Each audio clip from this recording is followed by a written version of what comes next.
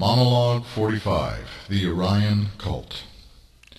Every new religious or spiritual teaching begins as a cult, or as an unorthodox or new system of beliefs, with very few adherents.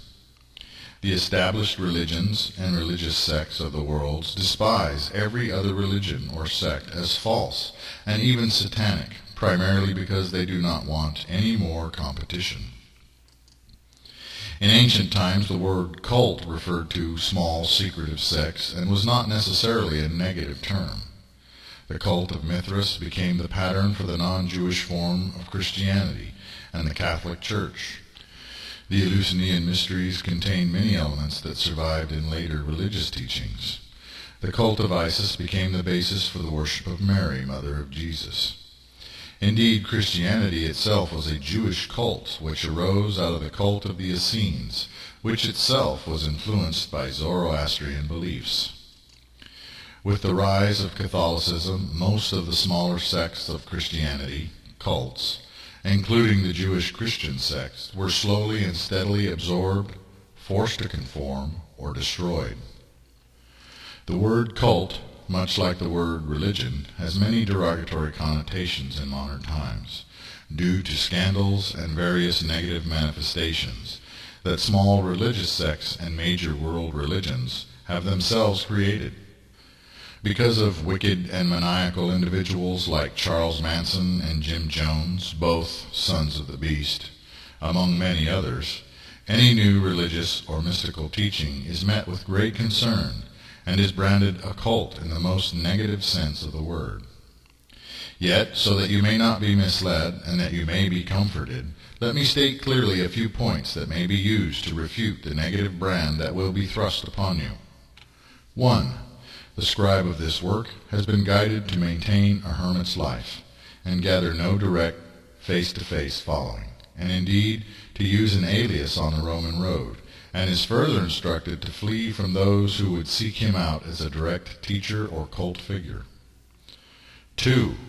Polygamy, adultery, the sexual abuse of women or children, and all forms of sexual deviation are forbidden. 3. Animal sacrifice or the abuse of animals in any form is strictly outlawed.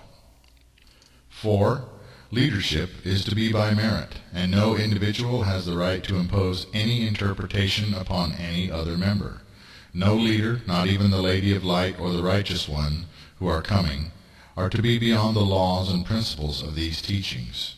None are infallible, and none are given to absolute authority over you. It is just and honorable to cooperate with those who, by their deeds, are worthy to lead. 5. You are instructed to make these words available, yet never to force anyone to believe in them. Even in a Urian state, obedience to the moral aspects of the law is all that shall be expected, not belief in God or in this message. 6. You are commanded to reject torture, and the physical abuse of women and children is not to be tolerated. A spanking on the buttocks within reasonable bounds is not to be considered abuse. 7. No priest, priestess, or minister of the way is permitted to get rich off their service to God or from the faithful. They may earn money outside of their religious vocation by other means. 8.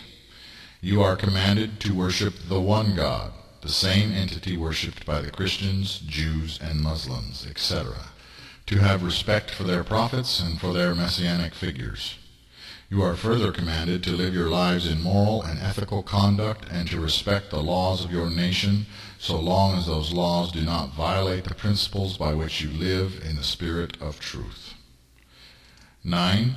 You are not commanded to stand out, act strangely, or otherwise draw attention to yourselves by outlandish clothing or behaviors. 10. The moral values and laws of these teachings are not dissimilar to and are in agreement with or complement the 10 Commandments of the Bible, as well as the moral principles of Judaism and most forms of mainstream and orthodox forms of Christianity. Moreover, they are not outside the laws of Samaritanism, Baha'i, Sikhism, or Zoroastrianism. In this sense, the moral values and principles of Urianism are held to be true by more than 1 billion people, and therefore could not be considered unusual. 11. Like Zoroastrians, Jews, Samaritans, Christians, Muslims, Sikhs, and Baha'i, you are instructed to pray to God, meditate upon God, worship God, study God, contemplate God, fellowship in God, and do works as offerings to God. This too is not outside of the mainstream of religious thoughts and practices. 12. The unusual cosmology of these teachings is in line with many modern scientific theories, as well as with established paranormal and parapsychological theories, and has its basis in established forms of Jewish, Christian, and Islamic mysticism, as well as in biblical, Christian, and Jewish scriptures themselves. 13. No Urian is asked to forsake or otherwise limit communication and contact with biological family, nor should they be expected or required to do so. 14. The use of narcotics is discouraged among Urians, and you are expected to try to overcome all your earthly addictions during your earthly existence. Smoking cigarettes is not regarded as a disqualifier, but is frowned upon. The moderate use of alcohol, a beer or a couple of beers in a week, for example, is not regarded as a sin. 15. Urians are instructed to build bridges, relationships with Zoroastrians, Jewish, Samaritan, Christian, Islamic, Sikh, and Baha'i sects, rather than to war upon them. You are not to view them as rivals or seek to undo them, but quite the contrary. You are commanded to create councils and work together with those who are willing for the common purpose. Moreover, you are also told not to abuse or debate, or otherwise argue with non-believers, save when your nation is established. You are to enforce the laws of that nation equally and fairly. Self-defense is always permitted. In all these points, the negative connotations of a cult are not present in Urianism. And in this revealing I have given you the answer to those who would say that you belong to an evil cult. However, in the training for priests and priestesses, you will find elements of the mystery cults of ancient times. Furthermore, there is no denying that what I instruct contains what many people would call a conspiracy theory. Although, rather than a hidden conspiracy, I have stated it clearly and openly. The goal of the conspiracy, to found a nation of your own in the due course of history, is bound to cause controversy, and there is no denying that it is a legitimate cause of concern to those who are in and of the world.